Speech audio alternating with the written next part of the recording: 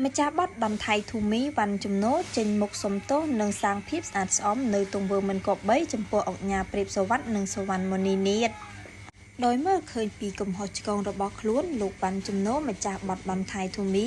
បានចេញមុខមកសំទោសជាសាធារណៈនៅទង្វើមិនគប្បីរបស់ខ្លួនចំពោះអង្គការព្រាបសវត្ថនិងតារាចម្រៀងសវណ្ណមនីនាថហើយលោកអិនជាន់កាលពីពេលកន្លងមកនេះ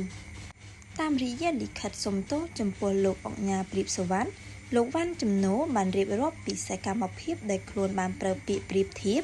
និងបង្អាប់ប្រមាថមើលងាយនិងអះអាងបំភ្លឺទៅដល់លោកអង្គការនិងក្រុមគ្រួសារដែលតាមរយៈសកម្មភាពនិងទង្វើទាំងអស់នេះ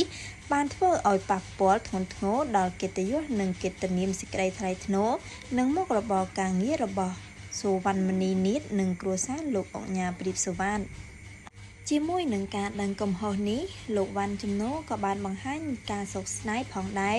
ចំពោះសកម្មភាពទាំងអស់និងទង្វើរបស់ខ្លួនដែលបានប្រព្រឹត្តកន្លងមកនិងទទួលថាដោយសារតែខ្លួនមានការយល់ច្រឡំនិងមិនបានគិតគូរពិចារណាឲ្យបានវែងឆ្ងាយក្នុងរឿងនេះលោកវ៉ាន់ជំនោក៏បានទទួលស្គាល់កំហុសនិងសន្យាថាមិនធ្វើទង្វើណាមួយប៉ះពាល់ដល់លោកអង្គការព្រាបសវត្ថនិងក្រុមគ្រួសារទៀតនោះទេជុំវិញរឿងនេះផងដែរលោកអង្គការព្រាបសវត្ថក៏បានលើកឡើងថានៅក្នុងនាមជាជនជាតិខ្មែរមុននឹងខមមិនឬសៀអ្វីមួយត្រូវប្រកាន់ជាប់នៅសិលធម៌សុជីវធម៌វប្បធម៌ដែលទាំងអស់នេះអាចស្ដែងឡើងនៅសិលធម៌វប្បធម៌សង្គមរបស់យើងមួយនេះផងដែរសូមជម្រាបជូនថាកាលពីថ្ងៃទី13ដល់ថ្ងៃទី15វិច្ឆិកាកន្លងមកលោកវ៉ាន់ជំនោបានធ្វើការចែករំលែក share comment